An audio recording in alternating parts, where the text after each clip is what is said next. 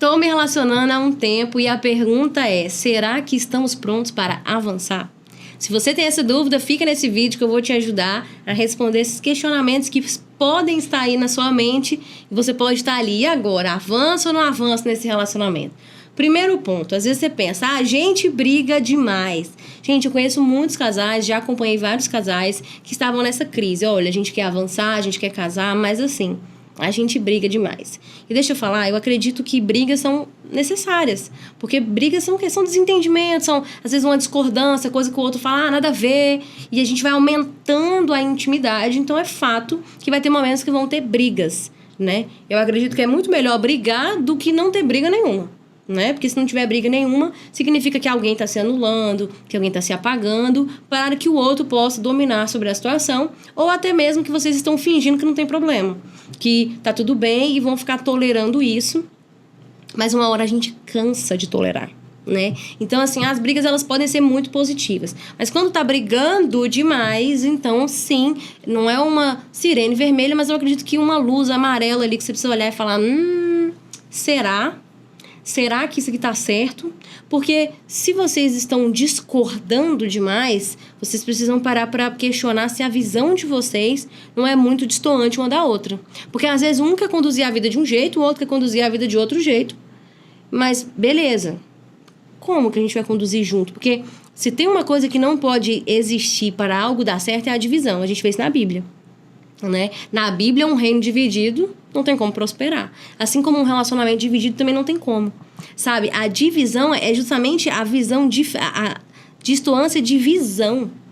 Como que eu vou viver uma vida com alguém que não tem a mesma visão que a minha? Se nós que somos cristãos, a gente quer viver uma vida com propósito, um relacionamento com propósito, a pessoa com quem a gente vai se relacionar precisa ter a mesma visão que a gente. Pode ser que uma opinião ou outra ele seja diferente, um modo de agir ou outro seja diferente, influencia o jeito da pessoa, a forma de lidar. Mas, cara, se nós estamos alinhados em Deus com o mesmo objetivo, não dá pra destoar sempre. Posso destoar uma vez ou outra, mas sempre, discordar sempre... Então, isso sim deve ser questionado. E se você está brigando demais, isso é um ponto para levar até mesmo em terapia. Né? Às vezes você está querendo avançar com a pessoa, mas as brigas estão acontecendo com muito mais frequência do que os momentos bons, do que os sonhos. Então, significa que existe algo de duas uma. Ou vocês precisam se separar mesmo, tá? Vai dar errado. Vocês estão em momentos diferentes, com visões diferentes, com propósitos diferentes, que é a pior coisa. Ou vocês precisam de terapia para tratar a criança dentro de vocês. Porque às vezes existe uma criança ferida, rejeitada, mal amada, problemática dentro de cada um de nós. E se a gente não trata a criança que está ferida, não tem como o adulto vir para fora. Quando a gente não amadurece, aquela criança ferida dentro de nós, ela vem para dentro do relacionamento e ela sabota o relacionamento. Eu preciso trabalhar aquela criança, tratar aquela criança para o adulto poder vir à tona. Então, se eu trato a criança, logo o adulto aparece. Então, vocês precisam, com certeza, ir para uma terapia para identificar por que essas brigas estão acontecendo. E a terapia vai te ajudar a identificar relacionamento abusivo, vai te identificar visões diferentes, ou coisas, não, o relacionamento é bom, pode dar certo, é vocês que não estão prontos mesmo, e ali um tratamento, um acompanhamento profissional pode ajudar muito com que as pessoas se melhorem, né? Ajustem, progridam, ajustem aquilo que está faltando. Então, assim, é totalmente possível você ajustar um caso em que está acontecendo muita briga, mas vocês precisam identificar por quê, né? Por exemplo, gente, eu e meu marido, antes da gente casar, a gente brigava bastante. A gente brigava. Não era assim, demais, mas a gente brigava muito. E aí eu não entendia por quê. Eu fui para uma terapia, depois eu vou contar um vídeo falando sobre isso, mas eu fui pra terapia e eu comecei a identificar como que eu me sabotava dentro do relacionamento e como que ele se sabotava.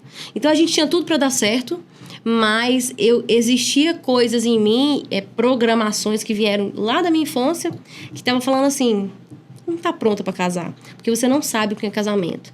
E ele basicamente é a mesma coisa, só que no sentido oposto. Ele sabia o que era casamento, mas ele precisava olhar e falar bem assim, eu quero construir um relacionamento melhor, mas eu não sei como ser o cara que vai fazer um casamento top. Então, ele precisava aprender a ser um homem dentro de casa, com não somente o papel ali de homem, de fato, porque isso ele já sabia fazer, mas como ser um homem de Deus dentro de casa. Isso ele precisava despertar, com sabedoria, um homem sábio, sabe? Não é o homem que fala, eu sou o homem e acabou. Mas um homem com sabedoria, que sabe amar a mulher, como a Bíblia chama o homem, ó, ame a mulher como Cristo amou a igreja. Quando o homem entende isso, ele só vai entender isso se relacionando com Deus, né? É que ele consegue desfrutar disso. E a mulher é a mesma coisa. Se ela não tem referencial, ela precisa buscar um referencial. E eu fui pra terapia buscar um referencial de casamento mais próximo para que eu pudesse gerar um casamento. Vocês estão entendendo o que eu tô falando? Então, assim, as brigas, elas podem ser positivas, mas no excesso, muito provavelmente são negativas e exigem ou um término ou um tratamento de uma das partes ou das duas partes, beleza? Segundo ponto, já amadurecemos o suficiente para viver juntos? Será?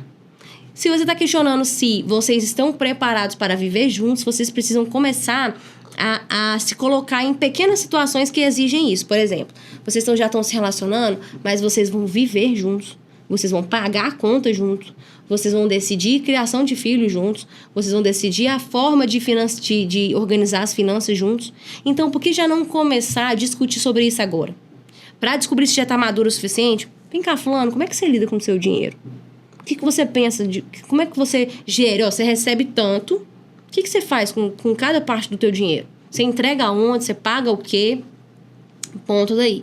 Depois, a gente vai criar filhos. Como que você acha que devem ser? Como que deve ser o ambiente dentro de casa?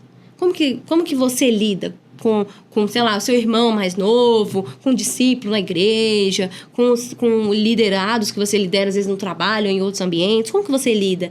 Isso tudo mostra o modus operandi de cada pessoa, sabe? Então é importante vocês se colocarem em situações análogas ao casamento. Obviamente nada vai ser igual, mas em pequenas proporções, olhar o agir do outro, a forma como o outro age, decide, coordena, sabe? Porque a forma como lida com o dinheiro, como lidera, como conduz as coisas, como se relaciona, vai mostrar como que ele vai lidar com outras áreas da vida também, sabe? Então, para saber se já estão maduros o suficiente, comecem a discutir questões relevantes. Porque o pessoal namora hoje em dia, né, gente? Para falar de quê? De filme, de conversa fiada, de onde vamos comer, do que você acha de legal, de jogar, de entretenimento. Mas para saber se a maturidade está alinhada, precisa começar a falar de coisas relevantes, de coisas que envolvem a vida a dois e ver se há compatibilidade da forma de agir de cada um. Se o outro fala, não, eu gosto é de gastar, eu pego o cartão, eu passo mesmo e depois vamos ver de qual é. E o outro fala, calma, não, eu sou mais organizado, eu tenho sonhos, eu tenho projetos. Então, vocês precisam começar a amadurecer e a alinhar isso para vocês conseguirem entrar num relacionamento para dar certo. Senão, vocês vão se sabotar. E aí, não vai ser culpa de Deus, não vai ser culpa de ninguém, vai ser culpa de vocês. Não vai ser a falta do dinheiro.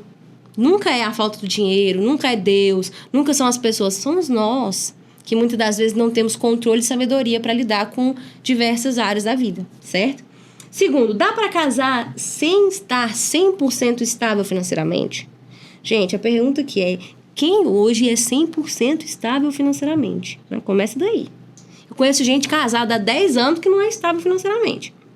Então, assim, a gente precisa entender que o dinheiro, ele é muito importante, mas o dinheiro não é tudo, né? Ah, tem como ser feliz sem dinheiro? Não, é mentira, né? Só se a gente vivesse lá no paraíso, Adão e Eva, Deus proveu tudo, ia ser chuchu beleza. Mas hoje nós precisamos de dinheiro. E quando o dinheiro falta, as pessoas começam a mostrar quem elas são. Ah, mas a gente não pagou a luz. Aí chega em casa, não tem luz, não tem como tomar um banho quente. Você faz o quê? Você se estressa, você perde a sua cabeça, você se desequilibra, né? Se você tá com fome e não tem o que comer, se você quer fazer um dia do casal legal, mas não tem dinheiro para ir no restaurante, isso estressa, isso chateia, isso irrita. Então, o dinheiro, ele é sim muito importante, sabe? Não vou falar que não é. Você vai casar, você tem que ter o mínimo, você tem que estar trabalhando, você tem que ter uma condição de se virar, de se manter. Agora, 100% estável é uma palavra muito forte, sabe? Não dá pra a gente exigir a perfeição para começar algum projeto, senão a gente não começa nunca. Ah, eu vou esperar as melhores condições para abrir o meu negócio? Não, você vai morrer esperando, então. Ah, eu vou esperar o melhor momento para entregar minha vida para Jesus. Então, você vai morrer esperando e não vai conhecer Jesus. Então, não existe um momento perfeito para nada, mas existe as condições mínimas para se começar algo.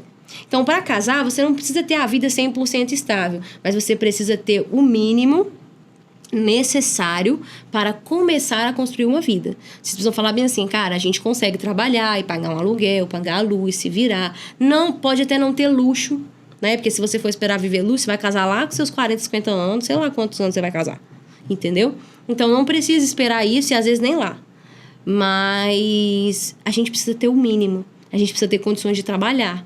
Não dá pra uma pessoa que às vezes não trabalha, não faz nada da vida, os dois ganham, sei lá, um salário mínimo, querer achar que dá pra fazer muita coisa. Pode ser até possível, mas vai passar muita dificuldade. Então, vocês precisam começar a se alinhar e ver. Olha, a gente quer viver isso, as nossas condições são essas, o custo de vida médio seria esse, vamos fazer uma planilha, vamos organizar, vamos ver tudo isso, entendeu? O dinheiro, ele é importante, ele não é imprescindível, ele não é o número 1, até porque Deus... Gente, se tem uma coisa que é boa no casamento, é você construir com alguém. Sabe, eu casei muito nova, eu casei com 21. Então, o que a minha família fez? Olhou pra minha cara e falou, você tá com probleminha? Tipo assim, tudo bom, linda? Você tem 21, você não é formada ainda, entendeu? O João Vitor também não, vocês estão sem dinheiro, entendeu? Vocês trabalham, mas tipo assim, uma vida muito boa pra solteiro, não uma vida boa pra casado, né? Então, assim, minha família achou que seria preocupante. E, em tese, poderia ser, se eu olhasse com olhos humanos. Mas a gente já tinha energia para trabalhar, eu já tinha emprego, ele também. A gente falou, cara, não é a melhor das condições, mas a gente vai fazer acontecer, a gente tem projeção, a gente tem planejamento. Se a gente tem projeção e a gente tem planejamento, vamos fazer acontecer. Vai passar dificuldade, vai passar momento de aperto, mas a vida é assim, é bom que a gente aprende com isso e se impulsiona. Mas a gente tinha um mínimo. Agora, eu comecei a namorar com 18. Se eu fosse casar com 18, ia ser loucura. Que a gente não tinha absolutamente nada mesmo. Mas quando a gente tem um mínimo para começar a pavimentar, então é possível de ser feito. Então, dá para vocês começarem a ir à frente. E Deus tem o maior prazer em honrar filhos que se juntaram por um propósito e que vão construir juntos uma vida. E vai ser muito gostoso você olhar para uma pessoa com o passar dos anos e falar, essa pessoa esteve comigo quando eu não tinha nada, ou quando eu tinha muito pouco, entendeu? Que a gente divide um miojo, mas a gente tá avançando, tá crescendo, Deus tá honrando. Isso é uma sensação muito gostosa, sabe? E eu desejo que você viva isso também, mas que você possa fazer isso com sabedoria, que você possa equilibrar, que você possa buscar a Deus para ter resposta, buscar pessoas que são referência para te dar uma luz ali, te dar um insight, te dar umas dicas, né? Com certeza uma pessoa que já casou, que já passou pelo que você quer passar, vai saber te dar um feedback melhor, sabe? E não se feche, não espere condições perfeitas, espere o mínimo, espere o inegociável para começar. Se você tem aquilo que é inegociável, que é imprescindível, Deus vai fazer o resto. Se você tiver energia para botar a mão na massa, Deus vai abrir a porta, a tua competência vai te estabelecer lá, mas o que você não pode é colocar na mão do acaso ou na mão do dinheiro o teu futuro, até porque você não serve o dinheiro, você serve a um Deus vivo, poderoso, que vai fazer os seus sonhos saírem do papel, que vai te fazer prosperar, vai abrir portas, e às vezes é até a maturidade de um novo nível, como o do casamento, que vai fazer com que novas portas se abram. Combinado? Espero que eu tenha te ajudado com esse vídeo. Se você conhece alguém que pode ser agregado com ele, já envia esse vídeo, deixa aqui o seu like, se inscreva no canal, não deixe de acompanhar os vídeos passados se você perdeu algum e aguarde os próximos, que eu tenho muita coisa ainda para compartilhar com você.